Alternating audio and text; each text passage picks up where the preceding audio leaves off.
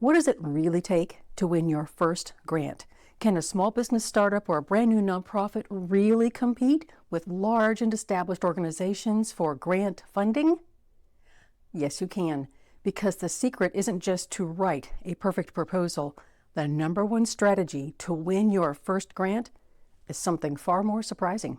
In this video, I'm sharing the tips and tricks of success with grants that took me years to learn, but you'll have them in just minutes. Let's start with the setup. Just who are these grant funders and what do they want from you? The most common grant funders are very different from each other: governments, foundations, and corporations. They each have their own mission, their own priorities, and their own processes. Government grants support the priorities of elected officials, and those priorities will change if the next election brings in new officials. Typical priorities can vary widely from energy to literacy to space exploration. Private foundations are started by individuals, families, or people who are connected in a special way, such as local businesswomen or veterans or Black business owners. Their grants can have a wide range of purposes, from supporting local needs in the community to the support of their community members in business. Corporations want to show their involvement in the community where they have physical locations such as offices, stores, or logistics centers. They also want their employees to be active in the community, often as volunteers, usually for big one-day helping events. You might immediately think of Habitat for Humanity builds, but there are also events such as park cleanups or helping a pet shelter with repairs or repainting. The way you approach each funder should be different. Is this the number one strategy to win your first grant? Not quite, but it does make a world of difference. So just how do you match their unique mission and stand out in the pile of grant proposals they receive each year? Grant funders want three things from you: paperwork, knowledge, and patience. Grant funders ask for a lot of paperwork with their proposals, but not just for the sake of more paperwork. You have to demonstrate that you can make a real mark in your business growth or community improvement. You have to demonstrate accountability, and you need a clear plan for your growth and how their grant funds fit into all of that. Friends, take note. So many promising nonprofits and startups lose grants, as much as 90% of them, by not understanding how much these documents mean to the funder. So let's look at what documents you need for almost every grant proposal. By the way, the Grant Chatter YouTube channel has in-depth free tutorials on all of these steps for startups and nonprofits. So be sure to subscribe and watch to take the guesswork out of finding and winning grants. Here's a chart of what is requested in the vast majority of grant proposals. Nonprofits, you need proof of your tax-exempt status, your employment documentation, your board roster, mission statement, strategic plan, and financial statements. Startups, you need incorporation documents, your employment documentation, list of owners or leadership, a business plan, maybe a marketing plan, and a budget that includes budget projections. And if either of you want to pursue federal grants, though I honestly don't recommend a federal grant as your first grant, you also need to register with the federal government through sam.gov and also grants.gov. I cover this process in my government grants video linked below. Is the document stack the number one strategy to win your first grant? It is essential, but we're not there yet. Each grant funder also expects you to be thoroughly knowledgeable about their process and their timing, and they expect your patience as the process plays out. Here's what you need to know.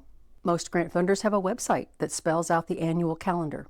There's a time to access the proposal, to submit the proposal, to receive the award announcement, and if you won the grant, congratulations, now you have to submit reports on how the funds were spent. Most grant funders have a deadline, sometimes once a year, such as FedEx small business grants, or sometimes 2 or 3 deadlines per year, such as local community foundations that support local nonprofits. This all takes months to complete, so be sure to build that into the timing of your request and into your annual planning calendar. If you need the funds in September, but the grant awards aren't announced until December, you can see the problem. Now that you know how grant funders operate, where do you find them? Fortunately, you have multiple options to find grant funders, all for free, other than the cost of your time. The first free resource is the grant funder websites I just mentioned. Here are 3 more resources. For nonprofits, you can look for your local United Way or your local community foundation. They both offer many services, including nonprofit training and grants to apply for, regardless of experience level or budget size. For small businesses, check out your local economic development agencies. They also offer ways to learn about growing your business, networking, and a heads up on available grants. All of these resources are free, all linked below. There is also a very extensive grants database that is usually available by subscription, though a lot of public libraries have it available for free outside of the requirement of having a library card. If your library has this database, they will also have a training session on how to use it. Linked below is the interactive map to see which library near you has this free database. Of course, you can also conduct a Google search, and you can utilize your favorite AI tool as well. The most important thing there is how to build your prompt. I've posted several videos this year on how to use AI for small businesses and nonprofit grants to find them and to write them. They're all in this playlist, linked below. Is finding grant funders the #1 strategy to win your first grant? Almost. At this point, are you confident that your startup or nonprofit can win your first grant? Absolutely you can, but if you're still not sure, here is the #1 strategy to win your first grant, and it might be the most surprising step of all. What is it? Build local, genuine relationships. Who with? Local funders, the support agencies I mentioned, and, this is especially true for nonprofits, others in your community who provide a similar service. And an extra step for nonprofits is the expectation that you will partner with another nonprofit to meet your program goals. So getting to know the nonprofit community around you is vital. Why should you do that? Because we are, of course, in the age of AI and instant hits from social media that have left us all cynical. How does this affect grants? Grant proposals are almost always sent in electronically, so how does a funder know if this is a real applicant or someone trying to scam them? That explains all the paperwork and the patience required to submit the proposal. But if they've learned who you are and that you are both working toward the same goals, then the electronic grant proposal structure is just part of the work and not your only contact with the real people on the other side of the grant process. They offer free workshops on how to complete their grants. Attend them. Still more questions? Contact their grant officers. It's part of their job to work with you.